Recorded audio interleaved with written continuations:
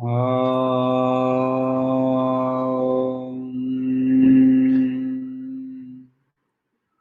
गुरु गणेशाभ्यां नमः।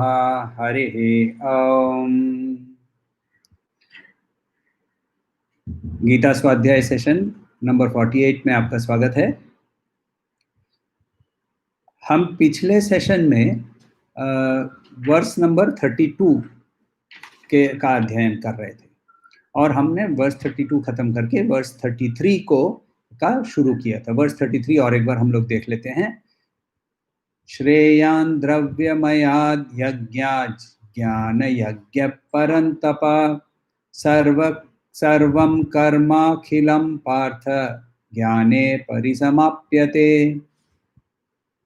श्रेयान् द्रव्यमयाद् यज्ञात् ज्ञान यज्ञ परन्तप सर्वं कर्माखिलं पार्थ ज्ञाने परिसमाप्यते। ये जो वर्स है, ये जो श्लोक है, ये एक्चुअली एक कंटिन्यूएशन है पिछले वर्स नंबर 32 का, जहां उन्होंने ये कहा था कि ये सारे यज्ञ जो है ये ब्रह्मंड के मुख के सामने स्प्रेड आउट है। स्प्रेड आउट का मतलब ये ब्रह्मंड के मुख से ही निकले हुए हैं, मगर ये सब ही कर्म हैं और इनको जानने से तुम मोक्ष की प्राप्ति होगी, तुम्हें मोक्ष की प्राप्ति होगी। Now from there the next idea जो हमें समझ में आ रहा है वो फिर क्या है कि श्री कृष्ण बताते हैं कि श्रेयान द्रव्य यज्ञ से ज्ञान यज्ञ श्रेय है। Now does this mean कि वो कोई ग्रेडेशन कर रहे हैं? नहीं, वो क्या कर रहे हैं देखिए, यहाँ बहुत क्लियर है। द्रव्य यज्ञ के अंदर में दो तरह के द्रव्य यज्ञ हम लोगों ने देखे थे। एक द्रव्य यज्ञ जो ट्रेडिशनल हमने जो मेथोडोलॉजी देखी थी, यहाँ यानी अग्नि जलाना, उसके अंदर में फिर आहुतियां का समर्पण करना, तो ये एक द्रव्य यज्ञ है। और द्रव्य यज्ञ का एक विस्तारित एक मीनिंग निकला, जिसका मतलब था कि चैरिटी में हम क्या डिस्ट्रीब्यूट करेंगे, क्या क्या दान करेंगे। दान के दो तरीके हम लोगों ने देखे, पूर्त दान और दत्त दान। तो ये दोनों ही में एक्टिविटी जो है वो बहुत इंटेंस है। फिजिकल एक्टिविटी, मेंटल एक्टिविटी दोनों ही बहुत इंटेंस है। ज्ञान यज्ञ में ये फिजिकल एक्टिविटी तो एकदम ही जीरो हो जाती है, मेंटल एक्टिविटी फिर भी रहती है मगर वो भी कम होने लगती है। So what he is saying, Shri Krishna यहाँ ये बोल रहे हैं कि जैसे जैसे मेरे एक्शंस कम होते जाते हैं वैसे वैसे ज्ञान की प्राप्ति होते ही रहती है और अपने आप ही एक्शंस गिरते जाते हैं, एक्शंस कम हो जाते हैं। तो इसीलिए वो बोल रहे हैं कि द्रव्य यज्ञ से ज्ञान यज्ञ श्रेय है। ये नहीं कि कोई ग्रेडेशन है तो फिर वो उसके अंदर में ब्रह्माग्नि यज्ञ कहाँ आएगा, इंद्रिय यज्ञ कहाँ आएगा। ये कोई वैसा ग्रेडेशन नहीं कर रहे हैं। ग्रेडेशन का मतलब यहाँ क्या कर रहे हैं, ये हाँ ग्रेडेशन कर रहे हैं टू द एक्सटेंट कि जहाँ फिजिकल मेंटल एक्टिविटी ज़्यादा है, उससे जहाँ फिजिकल एक्टिविटी कम होते जाती है, मेंटल एक्टिविटी भी धीरे धीरे कम होते जाती है, वो वाला यज्ञ बेटर है, is what he is saying. मगर एक्चुअली इसके अंदर में, इस श्लोक के अंदर में जो सेकंड लाइन है वो उसे और भी डिटेल में समझना इंपॉर्टेंट है। सर्वम कर्माखिलम पार्थ ज्ञाने परिसमाप्यते। सारे कर्म जो हैं ज्ञान के होने पर ये सारे कर्म खत्म हो जाते हैं। ये जो इशू ऑफ नॉलेज है, ज्ञान का जो की चर्चा जो हो रही है, इसको और एक बार थोड़ा सा डिटेल में समझना जरूरी है। जब हम बच्चे थे तब हमें टेबल सिखाए जाते थे। 5 5 25, 5 6 30, 5 7 35, ये हम लोगों को सिखाया जाता था। उस समय हम ये नहीं समझ रहे थे कि क्यों सीख रहे हैं, और बस हम बैठ के 1 1 जार 1 1 2 जार 2 1 का टेबल भी कर लिया, 2 का टेबल 2 5 जार 10, 2 6 जार 12, ये 19 का टेबल भी कर लेते हैं, 19 5 जार 95।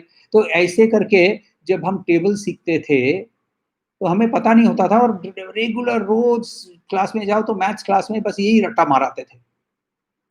क्लास 4-5 तक पहुंचे तब तक के अंदर में हुआ क्या कि मल्टीप्लिकेशन का कॉन्सेप्ट हमें समझ में आ गया और टेबल सीखना अब जरूरी नहीं रहा। So the whole idea of tables was basically to create the necessary environment, necessary condition जिसके माध्यम से हम वो कॉन्सेप्ट तक पहुंचे। So जब हम वो कॉन्सेप्ट तक पहुंच गए तब वो टेबल्स अब यूजलेस हो गए। एग्जैक्टली वैसे ही क्या होता है कि जब हमारे अंदर में नॉलेज की उत्पत्ति होती है, अपने आप जब नॉलेज राइज करता है, तब एक्शंस जो है वो अपने आप ही बंद हो जाते हैं। सर्वं कर्माखिलं पार्थ ज्ञाने परिसमाप्यते। समाप्त प्रकर्षेण, प्रकर्षेण यानी इंटेंसली, कंप्लीटली, कंप्लीटली खत्म हो जाते हैं, परिसमाप्यते। तो यहाँ एक्शंस तब तक क्या होगा जब तक ज्ञान की उत्पत्ति नहीं हुई है, जब तक ज्ञान का उदय नहीं हुआ है, तब तक हम एक्शंस के बारे में क्या करेंगे? एक्शंस की जरूरत है। एक्शंस की क्यों जरूरत है? क्योंकि हमने देखा है इसका हमारे bodily purification, mental purification, intellectual purification. Bodily purification यानी जो हमें ये जो बॉडी से जो सेंस ऑर्गन्स जुड़े हुए हैं उसके अंदर में जो लाइक डिसलाइक, ये टेस्ट खट्टा है, ये टेस्ट कड़वा है, वो जो दो दो पक्षियों की स्टोरी हम लोगों ने सुनी। तो एक पक्षी क्या करता है, फल खाता है, तो एक बोलता है मीठा है, एक फल मीठा है, एक फल कड़वा है। वो जो कड़वा मीठा इसके अंदर में वो लिप्त है, ये उसका एक प्रॉब्लम है बॉडी का। माइंड के अंदर में भी likes dislikes, this is good, this is bad. So ये जो राग द्वेष के अंदर में वहां अटैचमेंट का भी प्रॉब्लम है, और इंटेलेक्चुअल के अंदर में डाउट, शंका, शक, ये सही है क्या? तो ये तीनों से आगे बढ़ने के लिए यज्ञ का माध्यम श्री कृष्ण ने बताया। ये जो सारे जो हमें बता रहे हैं, द्रव्य यज्ञ के बारे में बता रहे हैं या फिर ज्ञान यज्ञ है, योग यज्ञ है, इसके अंदर में एक रिचुअलिस्टिक अप्रोच भी है। रिचुअलिस्टिक अप्रोच का मतलब देखिए, एक रिचुअल्स होते हैं, हमारे मॉर्निंग रिचुअल्स होते हैं। मॉर्निंग रिचुअल्स क्या होता है? मैं वो हाथ सामने रखकर कराग्रे वसती लक्ष्मी, इसकी बात नहीं कर रहा हूं मैं। मॉर्निंग रिचुअल क्या है? उठ के दांत का मंजन करो, मुंह धो, राइट? ये भी हमारा एक मॉर्निंग रिचुअल है।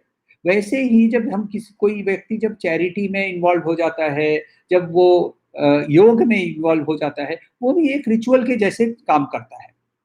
तो रिचुअल जब होता है, तो जब हम उस रिचुअल से उसकी मीनिंग की ओर अपने आप को ले जाने की कोशिश करते हैं, तब वो यज्ञ की भावना से हम उसको काम करना चालू करते हैं।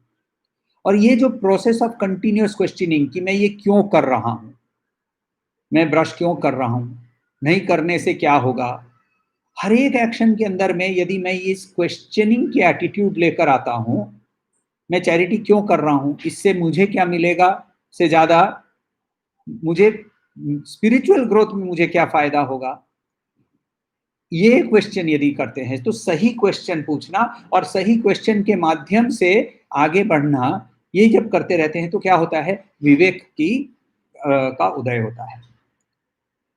देखिए, जब बिल्डिंग बांधते हैं ना, तो बिल्डिंग बांधते समय उसके आजू बाजू से उस इसको क्या बोलते हैं, स्कैफोल्डिंग, जो जो बैम्बू का या मेटल का बनता है, जिसके ऊपर नीचे वर्कर लोग चढ़ते रहते हैं, उतरते रहते हैं, स्कैफोल्डिंग।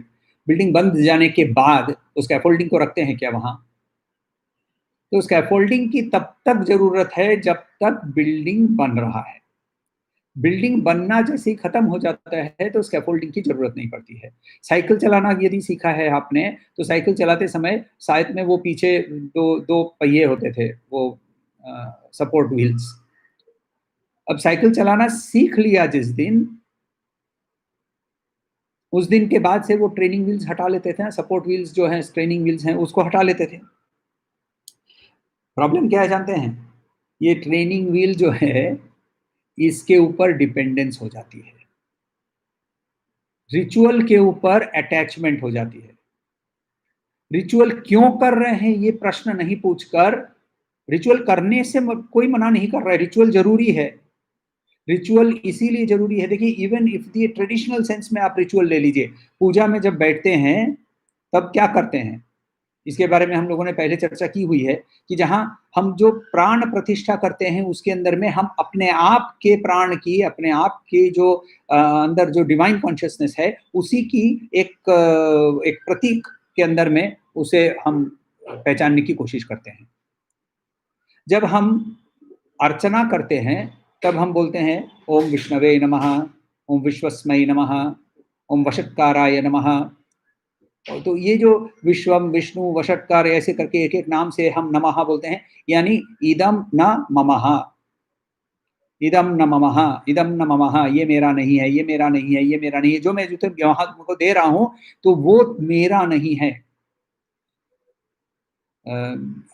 फेमस आरती है, उसके अंदर में हम क्या गाते हैं, तेरा तुझको अर्पण क्या लागे मेरा। ये भावना यदि होती है कि तो फिर वो रिचुअल भी यज्ञ बन सकता है। तो हर एक रिचुअल के अंदर में, मगर हम यदि वो उस रिचुअल के साथ जुड़ जाते हैं तो फिर क्या होता है, वो जो अविद्या होती है या फिर एट बेस्ट वो अपराविद्या पे जाके रुक जाती है। जब तक विद्या का उदय नहीं होता है तब तक ये अपराविद्या या फिर अविद्या का विनाश नहीं होता है। सो देन नेचुरल क्वेश्चन आता है कि ये विद्या मुझे कहाँ से मिलेगी, विद्या का उदय कैसे होगा, क्या करने से विद्या का उदय होगा, इसके लिए मुझे क्या करना है, मुझे कहीं कोई विद्या का कोई फाउंटेन है क्या जहां से जाकर मैं ले सकता हूं, इसके प्री रिक्विजिट्स क्या है, वो विद्या के फाउंटेन तक यदि है भी तो वहां तक पहुंचने के लिए मुझे मेरे अंदर में प्री रिक्विजिट्स क्या है। तो इसका आंसर श्री कृष्ण बोलते हैं, बहुत सिंपल सा आंसर देते हैं, गुरु के पास जाओ। बोलते हैं एक वर्ड में एक्चुअली उन्होंने आंसर दे दिया, बोला कि गुरु गुरु गुरु, द आंसर इज गुरु। देखिए गुरु वर्ड जो है आजकल इसे बहुत मिसयूज होता है। He is a management Guru, he logistics के बारे में, he is the Guru of logistics. Sanskrit के अंदर में जो वर्ड है गुरु, इसका अर्थ जो है ये हमें समझना जरूरी है। जब हमें कोई कोई इंफॉर्मेशन देता है, सिंपल सा इंफॉर्मेशन देता है, उसे हम अध्यापक कहते हैं। फॉर एग्जाम्पल हिस्ट्री पढ़ाने वाला, ही गिव्स अस इंफॉर्मेशन। जब ये इंफॉर्मेशन के साथ इसके बारे में हमें कुछ मनन करने को फोर्स करता है, जैसे कि क्रिस्टोफर कोलंबस यदि वेस्टर्न वर्ल्ड की ओर नहीं पहुंचता तो तुम्हारी दुनिया में क्या फर्क पड़ता। अब जैसे ऐसे प्रश्न करने लगता है तो क्या हो रहा है, वो नॉलेज, वो हमें थिंकिंग भी सिखा रहा है इंफॉर्मेशन के साथ साथ। ऐसे व्यक्ति को उपाध्याय बोलते हैं। उपाध्याय की फिर वेरियस कैटेगरीज है, महोपाध्याय, महामहोपाध्याय, एसेट्रा एसेट्रा। फिर आता है तीसरा कैटेगरी जो हमें स्किल्स सिखाता है। So he also teaches why but he also teaches how. इसको बोलते हैं आचार्य। फेमस हम लोगों ने देखे हैं इस हमारे जब भगवत गीता ही पढ़ रहे हैं तो द्रोणाचार्य, आचार्य।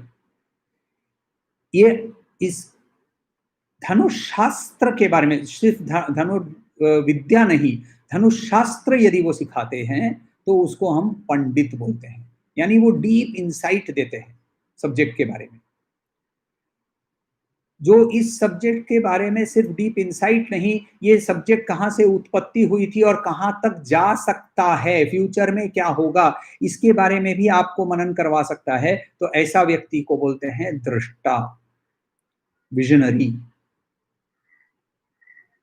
सिर्फ और वो ही सिर्फ जो हमें अंधकार से लाइट तक की ओर ले जाता है, तमसो मां ज्योतिर्गमय, जो ले जा सकता है, उसको ही गुरु बोला जाता है। The word Guru in Sanskrit is a very बहुत इजीली यूज्ड वर्ड नहीं है। ये वर्ड के अंदर में गु यानी वो एक्चुअली खैर वो हम अभी गुरु गीता की का अध्ययन नहीं कर रहे हैं। गुरु बेसिकली एक वर्ड है जिसके अंदर में हमें जो हमारे अंदर में ब्रह्म विद्या का को जगा सकता है। तो ये जो वर्ड्स हैं मैनेजमेंट गुरु, लॉजिस्टिक्स गुरु इत्यादि इत्यादि, गार्डनिंग गुरु, तो ऐसे हम वैसे गुरु का वर्ड यूज नहीं करते हैं। तो हमें जब ये बोल रहे हैं कि गुरु के पास जाने के लिए, यानी ये बोल रहे हैं कि ब्रह्म विद्या के लिए तुम्हें किसी के पास जाना पड़ेगा। ये वाला कॉन्सेप्ट जो है किसी के पास जाना पड़ेगा, ये हम लोगों को श्री कृष्ण ने एक्चुअली ऑलरेडी वर्स नंबर 17 में, चैप्टर 4 वर्स नंबर 17 में ऑलरेडी उन्होंने टच किया था। वर्ष नंबर 17 में उन्होंने कहा था कर्मणो यपि बोधव्य च विकर्मणः अकर्मणश्च बोधव्यम गहना कर्मणो गति। तो वहां that you have to understand, it is not easy to understand कर्मणो गहना कर्मणो गति, it is not easy to understand. And when you go to your guru, there are 3 things that we have to learn. एक, जिसके बारे में मेरे already मैं कुछ जानता हूं मगर वो नॉलेज मेरा गलत है, मिसकॉन्सेप्शंस है। जैसे कि हमारे मेंटली हमारे पास कर्म के बारे में मिसकॉन्सेप्शन था, हमने एक्टिविटी को कर्म सोचा हुआ था, कर्म के साथ उसके अटैचमेंट का क्या रिलेशनशिप है वो नहीं जानते थे। दूसरा, जो हम नहीं जानते हैं कि नहीं जानते हैं, ये नॉलेज के बारे में मुझे कुछ नहीं आइडिया है। यहां हम लोगों को विकर्म के बारे में बताया, और कुछ था जो हमें पता ही नहीं था कि ऐसा भी होता है, जो कि अकर्म था। तो अकर्म के बारे में श्री कृष्ण ने उधर से शुरू करके सारे यज्ञों के बारे में बात करते करते उसका एक इंटेलेक्चुअल नॉलेज हमें उन्होंने दे दिया। इंटेलेक्चुअली हम अब समझते हैं कि अकर्म क्या है, जहां कर्म बंद हो जाते हैं, जहां हमारे ज्ञान का उदय होता है। जब हमारे अंदर में ज्ञान हमें प्राप्त होता है तब अपने आप कर्म खत्म हो जाते हैं। अभी हम लोगों ने कुछ उदाहरण देखे, ट्रेनिंग व्हील वाला उदाहरण देखा, स्कैफोल्डिंग वाला उदाहरण देखा, टेबल्स वाला उदाहरण देखा, और ऐसे बहुत सारे उदाहरण देख सकते हैं। नींद का उदाहरण ले लीजिए, सोते समय हमें गद्दा चाहिए, गद्दा अच्छा होना चाहिए, तकिया होना चाहिए। सो जाने के बाद किसी चीज की जरूरत होती है क्या? आपको ना तो पता है कि आप लकड़ी पे सोए हुए हैं, घास पे सोए हुए हैं, कटिए के ऊपर सोए, कुछ नहीं पता चलता है, सो गए, खत्म। तो सोने तक ही आपको ये चीजों की जरूरत है। सो देयर इज ये सारे जैसे ये सारी उपमाएं या एनालॉजीज हम ले लें, इनके ये सिर्फ इतना ही बता रही हैं कि जब हमारे अंदर में ज्ञान प्राप्त होता है तो एक्शंस की, कर्म की कोई भी मतलब नहीं रहता है। तो अब गुरु कौन है? गुरु वो है जो इस नॉलेज के जरिए जीता है। He lives that knowledge. देखिए, knows that is one thing, he is that वो अलग चीज है। वो एक अलग चीज की, अलग लेवल की बात कर रहे हैं। और वर्ड लेवल क्यों बता रहे हैं? क्योंकि जो पानी है ना, जैसे फ्लो करता है वैसे ही नॉलेज भी फ्लो करता है, और फ्लो करने के लिए ऊपर से नीचे ही फ्लो कर सकता है। यदि मैं ये समझता हूं कि मुझे सब कुछ पता है तो ऑब्वियसली, तो प्री रिक्विजिट्स क्या है, खैर हम लोग वो देखेंगे, मगर अभी फिलहाल ये समझते हैं कि गुरु वो है जो not only does he understand but he lives in that knowledge. तो इसीलिए वहां श्री कृष्ण हमें वर्स 34 पे हमें बताते हैं कि कैसे करके गुरु के पास जाना है, क्या किसके पास जाना है और कैसे करके जाना है। वर्स 34 लीजिए। तद्विधि प्रणिपातेन परिप्रश्नेन सेवया उपदेक्ष्यन्ति ते ज्ञानम ज्ञानीनस्तत्त्वदर्शिनः। तद विद्धि प्रणिपातेन परिप्रश्नेन सेवया उपदेक्ष्यन्ति ते ज्ञानं ज्ञानिनस्तत्त्वदर्शिनः।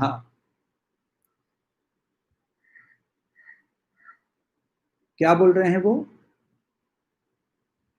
उपदेक्ष्यन्ति ते ज्ञानम तद विधि, दैट नॉलेज का मतलब, अच्छा यदि हम ब्रह्मार्पणम वाला विद्या के ऊपर में उस स्टेट में होते हैं तो क्या बोल रहे हैं? ब्रह्मार्पणम, ब्रह्म हविहि, ब्रह्माग्नौ, ब्रह्मणाहुतम, यानी सब कुछ ब्रह्मन है। श्री रामकृष्ण ठाकुर बोलते हैं कि तीन उनके ट्रायड्स थे, भगवत, भगवान और भक्त, तीनों सेम हैं। वैसे ही नॉलेज, नोअर एंड नोन, ये तीनों एक्चुअली सेम है। तीनों के अंदर में वो तीनों ही ब्रह्मन है। नॉलेज भी ब्रह्मन है, जो जान रहा है वो भी नॉलेज है, और जिस चीज को जान रहा है वो भी ब्रह्मन है। रमन महर्षि को एक बार किसी ने पूछा था कि दूसरों के साथ हमारे व्यवहार कैसा होना चाहिए, और उनका आंसर था, दूसरा कोई है ही नहीं। वो ब्रह्मनिष्ठ थे, और इसीलिए उनके लिए ही lived that knowledge. And therefore जब हम, मगर हमारे लिए क्या है, हम एज ए स्टूडेंट, हमारे लिए ये इंटेलेक्चुअल अंडरस्टैंडिंग है, हमारे लिए ये नॉलेज नहीं, ये ज्ञान नहीं है, ये सिर्फ हमारे लिए एक इंटेलेक्चुअल लेक्चर है। तो इंटेलेक्चुअल लेक्चर है, इसीलिए हमें वो नॉलेज जो है वो हमारे से दूर दिखता है। इसीलिए दैट नॉलेज, तद विद्धि, दैट नॉलेज मेरे पास नहीं है, वो दैट नॉलेज। तो इसीलिए श्री कृष्ण भी जानते हैं कि हमारी अवस्था क्या है, इसीलिए वो भी खुद तद विद्धि बोलते हैं, दैट नॉलेज। अच्छा, इसको लेने के लिए किसके पास जाना है? तो इसके पास जाने के लिए हमें किसके पास जाना है? हमें जाना है ज्ञानी और तत्वदर्शी, ज्ञानी तत्वदर्शिनः।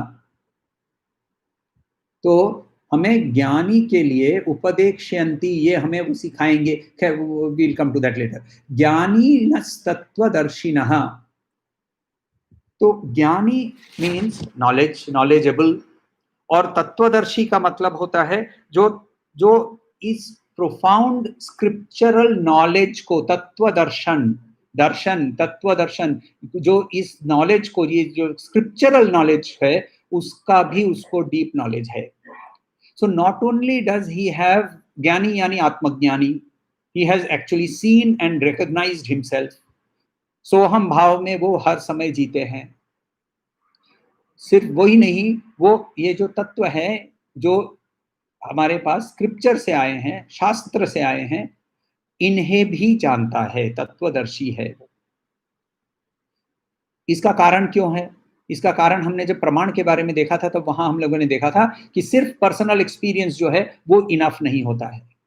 पर्सनल एक्सपीरियंस जो है वो हमें उसको वेरीफाई करने के लिए हमारे किसी व्यक्ति जिसके साथ हमारा एक प्रेम का भाव, क्या भावना है, उसके पास से उसका वेरिफिकेशन होता है, और वो व्यक्ति हमें वेरीफाई करता है थ्रू शास्त्र, आत्म प्रमाण, आप्त प्रमाण, शास्त्र प्रमाण। सो इसीलिए तत्वदर्शी जो व्यक्ति है वो ऐसा है कि वो शास्त्र प्रमाण और आत्म प्रमाण दोनों ही हमारे लिए उसके अंदर में होने चाहिए। मुंडक उपनिषद के अंदर में क्या बोलते हैं कि हमें जब हमारे गुरु के पास जाना होता है तो वो गुरु जब कैसा होता है उसके बारे में, और गुरु के पास कैसे जाते हैं वो भी लिखा हुआ है कि तद विज्ञानार्थम स गुरुमेवाभिगच्छेत् समित पाणि ही श्रोत्रियम ब्रह्मनिष्ठम। गुरु के पास गच्छेत, जब हम जाते हैं, अभिगच्छेत, तो जब हम जाते हैं, समित पाणी, समित हाथ में लेकर, जो अग्नि में डालने के लिए, समिता दहनम करने के लिए, समिता दहनम इज वन ऑफ द संस्कार that is suppose to be done by a ब्रह्मचारी। सवेरे शाम संध्यावदनम करने के बाद समिधा दहनम करने के लिए बोला गया है। तो समिधा दहनम करने के लिए हाथ समित यूज करते हैं, पलाश की लकड़ियां, छोटी छोटी पलाश की लकड़ियां। तो वो पलाश की लकड़ियां हाथ में लेकर वो गुरु के पास जाता है। गुरु कैसा आदमी है? श्रोत्रियम ब्रह्मनिष्ठम, मुंडकोपनिषद बोल रहा है।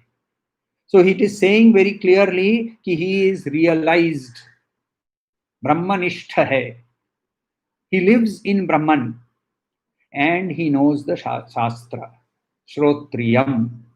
तो गुरु वो है जिसने रियलाइज किया है। एक्चुअली मैं कभी कभी ये रियलाइज वर्ड नहीं यूज करके मैं बोलता हूँ उसने अनरियलाइज किया है। यानी अनरियलाइज यानी ये जो हम जिस चीज को एक्चुअल समझते हैं, रियल समझते हैं, जिस चीज के साथ हमारी अटैचमेंट है, बॉडी माइंड इंटेलेक्ट, वो रियल नहीं है to the effect that it is continuously changing, ये उसने रियलाइज किया है। Therefore he has disattached, detached from the body mind intellect identification, और उसको स्क्रिप्चरल नॉलेज भी होता है। देयरफॉर ऐसा व्यक्ति जो है वो इंस्पायर्ड लाइफ लीड करता है और इंस्पायरिंग लाइफ लीड करता है। वो खुद इंस्पायर्ड रहता है और खुद भी इंस्पायरिंग रहता है। सिर्फ शास्त्र ज्ञान इनफ नहीं है, और सिर्फ आत्म प्रमाण भी अकेले में इनफ नहीं है।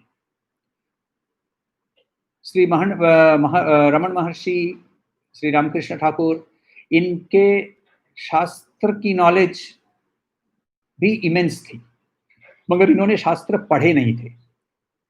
ये नॉलेज जो थी उन्होंने बाद में खुद ही पढ़कर वेरीफाई की, पहले आत्म प्रमाण हो गया। तो तरीके अलग अलग हो सकते हैं, हम शास्त्र के माध्यम से आत्म प्रमाण या आत्म प्रमाण से शास्त्र प्रमाण, मगर दोनों की जरूरत दोनों जरूरी है। सिर्फ शास्त्र प्रमाण पे सीमित रहेंगे तो उसे हम क्या कहते हैं? Book knowledge. और बुक नॉलेज इवॉल्व नहीं करती है। हर बार हम यदि मुंडक उपनिषद खोल लेंगे तो हर बार वो मुंडक उपनिषद के अंदर में प्रथम मुंडक के अंदर में यही वर्ड्स मिलेंगे मुझे कि तद विज्ञानार्थम स गुरुमेवाभिगच्छेत् समित पाणी श्रोत्रियम ब्रह्मनिष्ठम, यही मुझे मिलेगा हर बार। मगर यदि मैं इस पर हर बार मनन करता हूं तो एक एक करके इसके लेयर्स ऑफ मीनिंग निकलते आते हैं। अभी हम पहले फिजिकल लेवल पे मीनिंग देखते हैं कि समित का मतलब होता है हाथ में लकड़ी लेकर जाना। इसका यदि हम थोड़ा डीपर मनन करें तो इसका और एक मीनिंग निकल सकता है। ऐसे करके हम यदि इसके ऊपर मनन करते रहते हैं, गुरु वो है जो इसके ऐसा मनन खुद भी कंटिन्यूअस करते रहता है, कंटिन्यूअस करते रहता है। गुरु भी इसके साथ खुद भी इवॉल्व कर रहा है, क्योंकि ये तत्व के साथ खुद इतना इन्वॉल्व है कि इसीलिए उसको हम तत्वदर्शी बोलते हैं। The immense amount of intense engagement with the scripture, scripture के साथ, शास्त्र के साथ कंटिन्यूअस एंगेजमेंट है उसका, इसीलिए वो तत्वदर्शी बोले जाते हैं। ऐसा व्यक्ति क्या करेगा हमारे लिए? वो हमारे लिए उपदेश देगा। उपदेश, राइट? उपदेश के देगा, क्यों उपदेश वर्ड यूज किया? यहाँ बोल रहे हैं उपदेक्षयन्ति, उनके तरफ से हमारे तरफ उपदेश आएगा। द वर्ड उपदेश जो है वो एक्चुअली बहुत सारे मीनिंग्स आते हैं इसके अंदर में। इसका मतलब एक होता है क्लैरिफाई, दूसरा होता है टीच। मैं अंग्रेजी ट्रांसलेशन मीनिंग्स यूज कर रहा हूं, मगर इससे हम लोगों को समझ में आ जाता है, क्योंकि ये सारे के मीनिंग्स जो हैं वो सारे उपदेश वर्ड यूज करते हैं। सो उपदेश का मतलब सिखाना, उपदेश का मतलब समझाना, उपदेश का मतलब इंस्ट्रक्शन देना। सो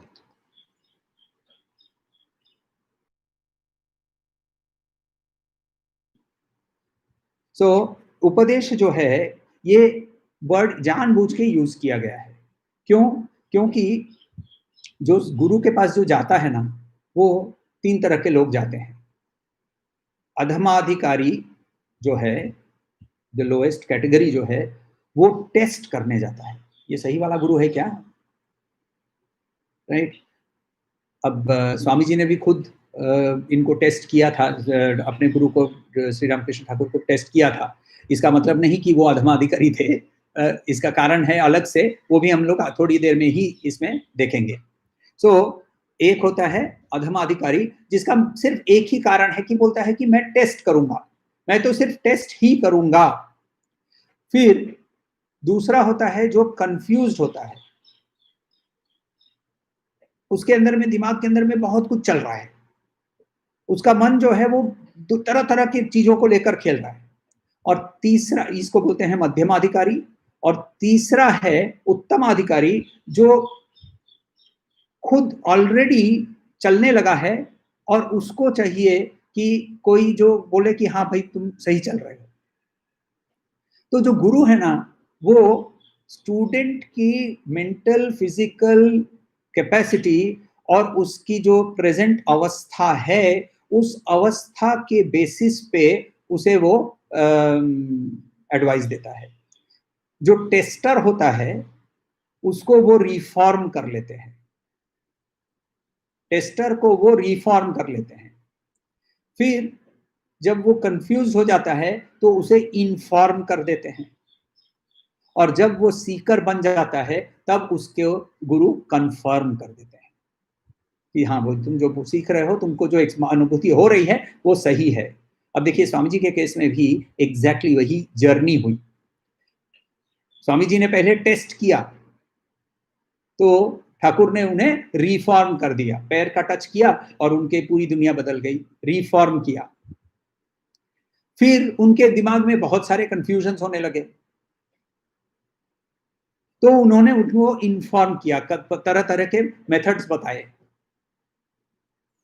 और जब ये मेथड्स काम करने लगे तब, और ये टर्निंग पॉइंट उनके लाइफ में वो था कि जब उन्होंने ये जाकर बोला कि जाओ और वहां भवतारिणी माँ बैठी है और उससे जो भी तेरे को चाहिए वो मांग लो। उस टर्निंग पॉइंट तक उनके माइंड में जो कंफ्यूजन था, उस पॉइंट के बाद से स्वामी जी के लाइफ के अंदर में ठाकुर का सिर्फ कंफर्मेशन ही मिल रहा था उनको कि तुम जो कर रहे हो वो सही कर रहे हो। So even Swami ji went through those 3 stages. So it is not about saying कि अच्छा ये हमें सिर्फ सीकर होना है, अल्टीमेटली सीकर होना है। शायद हम अभी टेस्टर के माइंड में है, तो टेस्टर है तो जो हमारे गुरु हैं वो हमें उपदेश रिफॉर्म के माध्यम से देंगे। हम यदि कंफ्यूज्ड हैं तो हमें उपदेश इंफॉर्मेशन के माध्यम से देंगे। और हम यदि ऑलरेडी उस पॉइंट पे पहुंच चुके हैं जहां विवेक चूड़ामणि के अंदर में एक श्लोक है, जहां जो स्टूडेंट है वो अपने गुरु को बोलते हैं कि दुर्वार संसार दवाग्नि तप्तम दोधूयमानम दुरदृष्टवातेहि। तो वो बोलता है कि ये जो संसार की अग्नि में मैं तप रहा हूं, ऐसा वाला जो शिष्य है वो जब अपने गुरु के पास जाता है तो उसको सिर्फ कंफर्मेशन चाहिए, तो उसको कंफर्मेशन मिलता है। तो ऐसे व्यक्ति के पास, ऐसे गुरु के पास किस तरह से अप्रोच करना है, what are the prerequisites. तो उस प्री रिक्विजिट्स के बारे में भगवान बताते हैं, प्रणिपा तद विधि प्रणिपातेन परिप्रश्नेन सेवया। प्रणिपातेन परिप्रश्नेन सेवया। प्री रिक्विजिट्स 3 तरह के। एक प्रणिपातेन, निपातेन पतन गिर जाना, निपातेन पूरी तरह से गिर जाना, परिपातेन इंटेंसली फुल्ली कंप्लीटली गिर जाना। राइट, गिर जाना हियर मीन्स टू प्रोस्ट्रेट, नमन करना। परिप्रश्नेन पूछना, और सेवया सेवा करना। 3 तरीके के लिए बताया गया है। नाना चांदोरकर करके शिरडी के बाबा की एक शिष्य थे, और वो बाबा को मसाज कर रहे थे। तो मसाज करते समय चैप्टर 39 में आपको जो सच्चरित है उसमें ये वाली स्टोरी आपको मिलेगी, बहुत सुंदर स्टोरी है। तो वहाँ बाबा को मसाज करते करते नाना कुछ बड़बड़ कर रहे थे। तो बाबा ने उनको पूछा कि नाना क्या बड़बड़ कर रहा है भाई? तो नाना ने कहा कुछ नहीं, वो संस्कृत में कुछ बोल रहा हूँ। अच्छा, संस्कृत में बोल रहे हो? संस्कृत में क्या बोल रहे हो? तो बोले भगवत गीता। अच्छा, भगवत गीता बोल रहे हो, क्या बोल रहे हो? तो भगवत गीता बोल रहे हैं। तो उन्होंने ये वाला श्लोक जो है, तद्विद्धि प्रणिपातेन प्रणिप्रश्नेन सेवया, ये उन्होंने वहां सुनाया। अच्छा, ये क्या है, इसका मतलब जरा बताओ। तो नाना ने क्या किया, इसका मतलब बताया कि जब नॉलेज चाहिए, ये वाला जब नॉलेज यानी आत्मविद्या जब चाहिए, ब्रह्म विद्या जब चाहिए, तो ज्ञानी तत्वदर्शी के पास जाना है और जाकर उनके उनके सामने नमन करना है, उनको प्रश्न पूछना है, उनकी सेवा करना है, और तब वो हमें उपदेश दे देंगे। तो बाबा ने कहा कि नहीं नहीं नहीं, ऐसे नहीं, मुझे वर्ड बाय वर्ड मीनिंग समझाओ। तो नाना ने कहा कि प्रणिपाते न, गिर जाना, नमस्कार करना। अच्छा, तो निपाते न का मतलब क्या होगा? तो नाना ने कहा नमस्कार करना होगा। तो प्रश्नेन का मतलब क्या होगा? तो बोले सब प्रश्न पूछना होगा। तो प्रणिप्रश्नेन का मतलब क्या होगा? बोले प्रश्न करना होगा। तो क्या व्यास जी की कोई बुद्धि बुद्धि भ्रष्ट हो गई थी क्या, कि बस ऐसे ही वर्ड्स बनाते गए? नाना ऑब्वियसली आंसर नहीं कर पाए। उन्होंने ये भी कहा कि शंकराचार्य ने इसके भाष्य में इसके बारे में कुछ नहीं बोला है। तो बाबा ने मुस्कुराकर इसका एक आंसर दिया। प्रणिपातेन का मतलब प्रनिपातेन, प्रकर्षेण निपातेन, यानी कंप्लीटली फॉलिंग इन फ्लैट।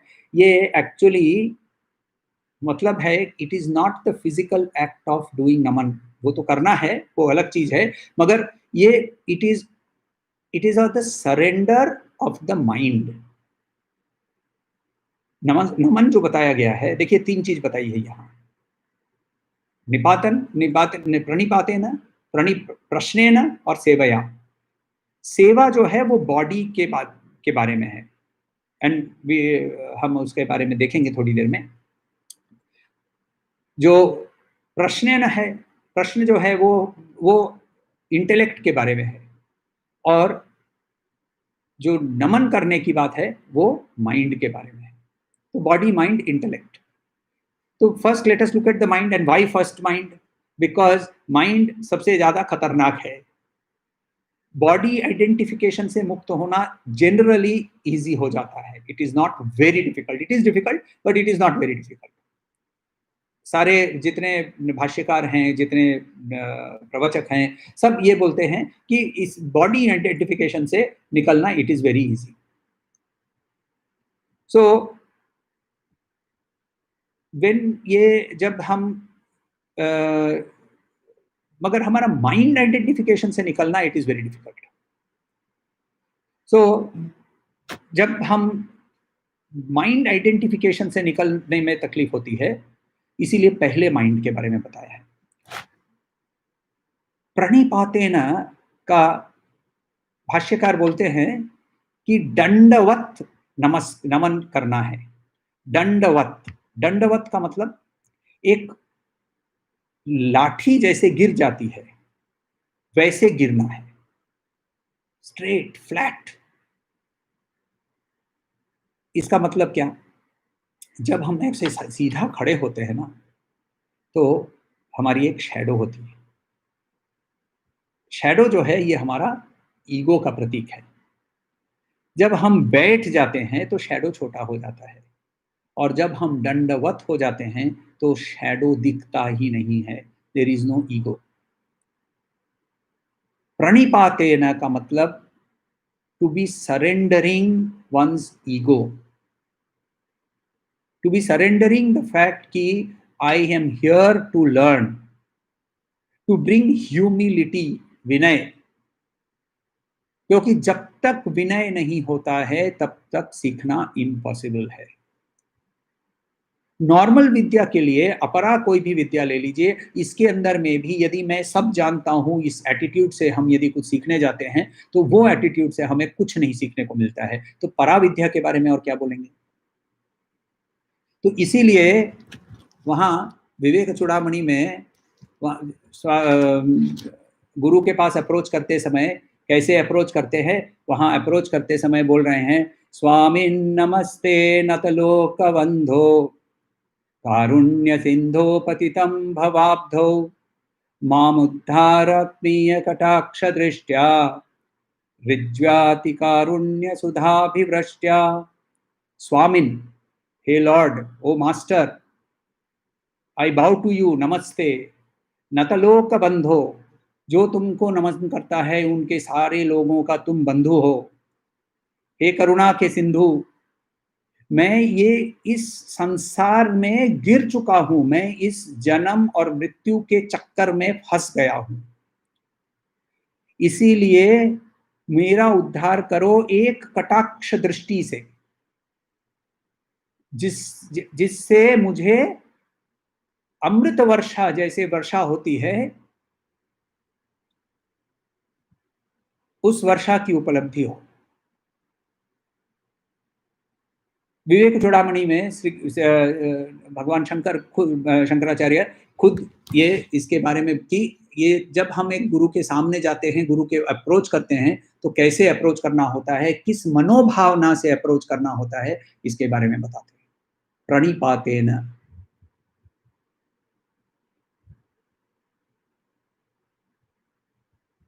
दूसरा है प्रणिप्रश्नेन। प्रश्न पूछना ये हमारे इंटेलेक्ट का नॉर्मल बिहेवियर है। Intellect will always keep asking questions. तो जब हम प्रणिप्रश्न करते हैं, यानी हमारे इंटेलेक्ट को भी सबमिट करने के लिए बोलते हैं, इंटेलेक्ट के डाउट होते रहते हैं, इंटेलेक्ट के अंदर में डाउट होते हैं। डाउट होना गलत नहीं है, इंटेलेक्ट का वो नेचर है, और इंटेलेक्ट और इंटेलेक्ट को का दमन करना, यानी कंट्रोल करना, उसके डाउट्स को मिटाकर ही हो सकता है। मगर ये डाउट्स जो है, ये किस चीज के डाउट्स होने चाहिए? Doubts about the method of what ये दी गुरु इज टीचिंग। जो गुरु जो सिखा रहे हैं उस पर हमारे डाउट्स हो सकते हैं, गुरु पर डाउट्स नहीं होते, गुरु की अथॉरिटी पर डाउट्स नहीं होते हैं। श्री कृष्ण के बारे में अर्जुन को कभी भी ये डाउट नहीं होता है कि तुम सिखाने लायक नहीं हो। वो उनको जो सिखा रहे हैं उन पर वो उसका डाउट्स हो सकते हैं, और वो डाउट्स को वो वेलकम करते हैं, और उसके बारे में उनके क्वेश्चंस को प्रीएम्प्ट करके उनको सिखा रहे हैं। हम यदि उपनिषद की ओर जाएं तो उपनिषद में वो कौशल्य करके एक ऋषि हैं, स्टूडेंट हैं, आश्वालयन के वो पुत्र हैं, और उनके जो ऋषि हैं वो काफी वेल नोन ऋषि हैं, पिप्पलाद करके ऋषि हैं। तो वो वहां पूछते हैं, कौशल पूछते हैं प्रश्नोपनिषद में, भगवन् कुत एष प्राणो जायते कथमायात्मस्मिगं शरीर आत्मानं व प्रभिज्यं कथम प्रतिष्ठते केनोक्रमते कथम बहुविध्यमिधते कथम अध्यात्ममिति। ये प्राण जो है वो कहाँ से आता है, कहाँ शरीर के अंदर में कैसे घुसता है, शरीर में वो कहाँ बसता है, कहाँ वो चला जाता है। ये जब अपने आप को विभाजन करता है, प्रविभज्य जो बोलते हैं, यानी विभाजन करना, तो जब विभाजित होकर ये अंदर हमारे अंदर प्रवेश करता है तो वो कहाँ जाता है, प्रविभज्य कथम प्रतिष्ठते, वो उसकी प्रोग्रेस कैसी होती है, ये सारे प्रश्न वो पूछता है। उसके गुरु पूछते हैं, तस्मै हे स होवाच, उसके गुरु बोलते हैं कि तस्मै स होवाचाति पश्चान पृच्छसि ब्रह्मिष्ठोसीति तस्माताहे हम ब्रवीमि। यानी वो बोल रहे हैं यहाँ तस्मै स होवाचा, वो बोलते हैं तेरे प्रश्न जो हैं, पश्चान पृच्छसि, तुमने जो प्रश्न पूछे हैं, ब्रह्मिष्ठोसीति, ये ब्रह्मिष्ठ होने के लिए तुमने पूछे हैं। कठिन है भले, मगर ये तुमने ब्रह्मिष्ठ होने के लिए पूछे हैं। तस्माताते अहम ब्रवीमि, इसीलिए मैं तुम्हें जवाब देता हूँ।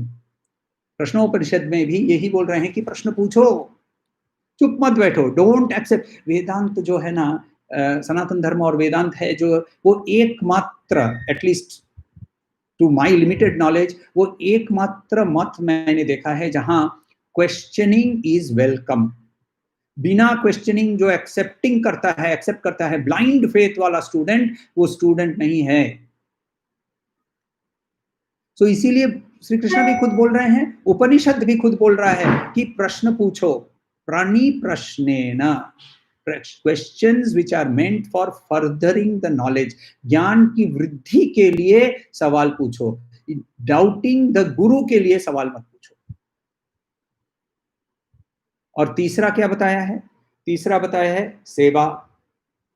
सेवा का मतलब क्या? टिपिकली जैसे ही सेवा बोलते हैं हाँ चलो चलो गुरु का पैर दबा दो, गुरु को मसाज कर दो, गुरु को माला पहनाओ, गुरु के जब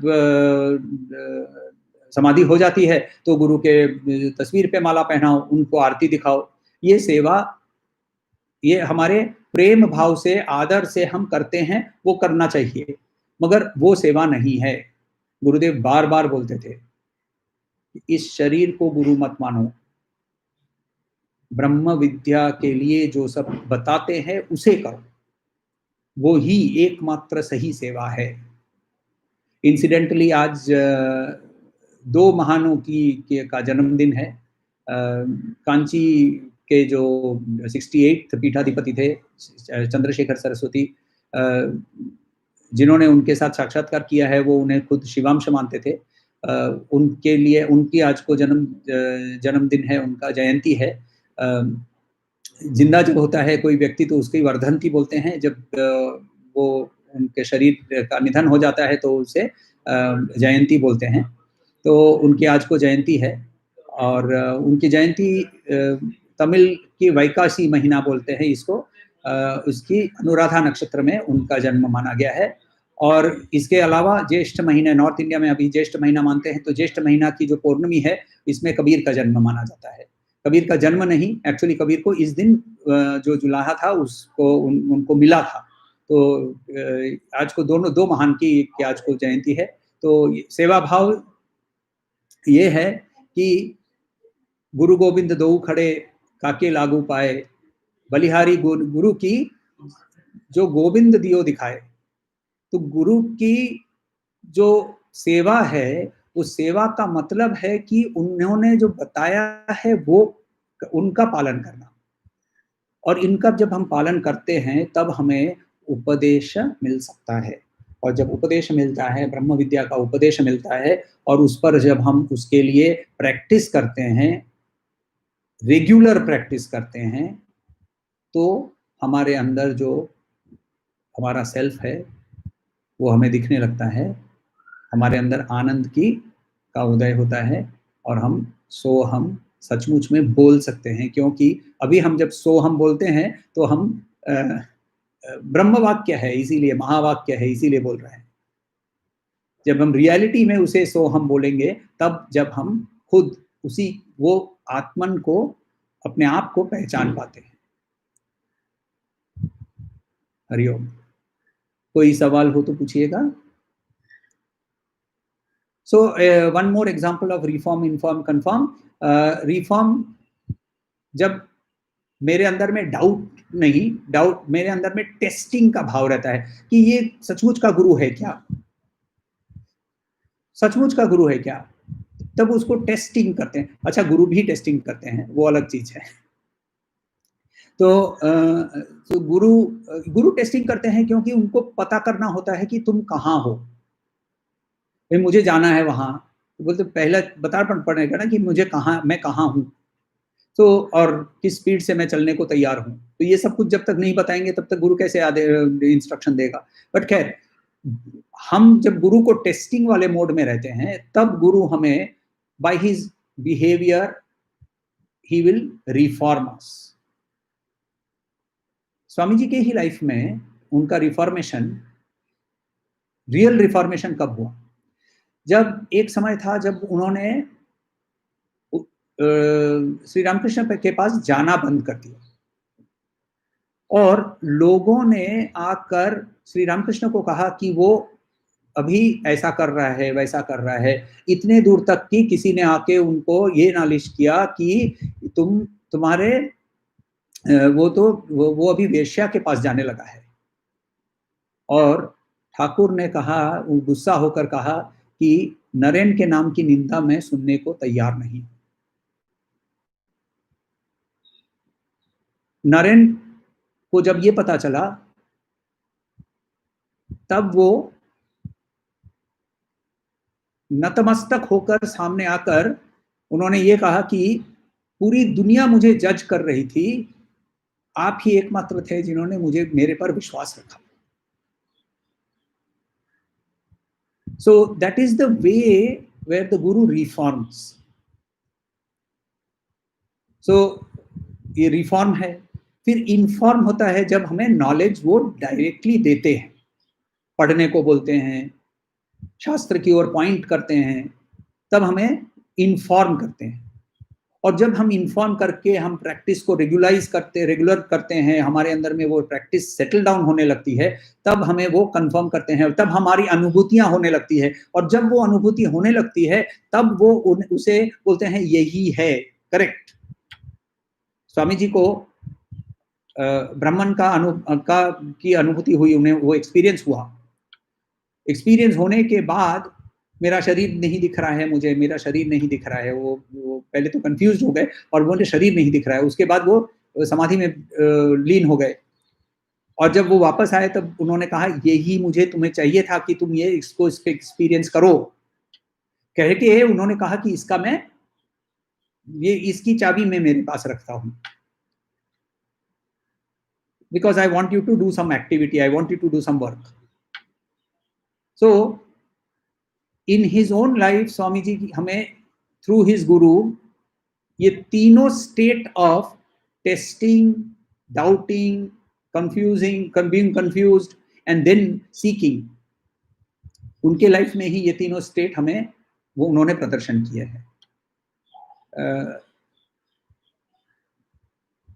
जब गुरु उनकी बिहेवियर जैसे करते हैं ऐसे, तो it is always in response to the शिष्य's present state of being. That is the speciality of the guru. जप यज्ञ की विधि और निषेध बताएं। जप यज्ञ तक हम जब पहुंचेंगे शायद 2-3 साल लग जाएंगे, तो तब हम लोग बात करेंगे। चैप्टर 10 में जप विधि के बारे में बताया है कि जप यज्ञों में मैं जप यज्ञ हूँ, तो इसीलिए जप के बारे में बाद में बात करेंगे। गुरु परीक्षा लेते हैं कैसे, गुरुदेव के बारे में ही बताता हूँ कि उन्होंने उनका तो ऐसे ही नाना करते प्यार तुम्ही से कर बैठे हो गया था, क्योंकि पहले तो ये इन लोग सब जो भगवा पहन के देश के ऊपर में पूरा कलंक है, ये प्रमाण करने के लिए, he was a newspaper reporter, तो ये प्रमाण करने के लिए, and he had a fiery pen, तो ये प्रमाण करने के लिए उन्होंने, और वो गए तो गए एक सीधा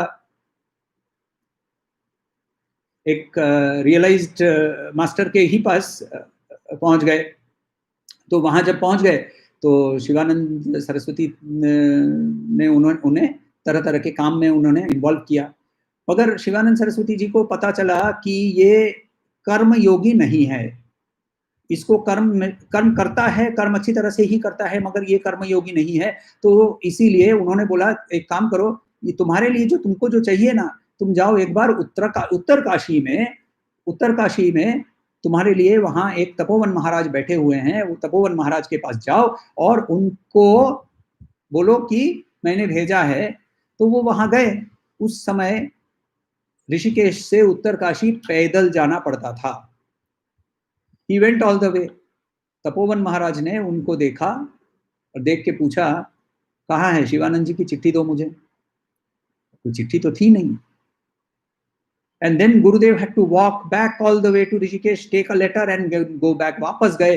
तो ये पूरा जर्नी उन्होंने पैदल अप डाउन अप वो 3 बार करवाया, इसीलिए जस्ट टू टेस्ट, कि क्योंकि ब्रह्म विद्या के पीछे दौड़ने के लिए सब कोई नहीं करने वाला है। 99% श्री कृष्ण खुद बोलते हैं कि हम कर्म में ही लिप्त हो जाते हैं। कर्म यानी karma comes from desire, desire comes from avidya. तो अविद्या त्याग करने के लिए विद्या के अलावा दूसरा उपाय नहीं है। और विद्या का मतलब है हम अपने आप को पहचानें और अपने आप के अंदर में देखें। हम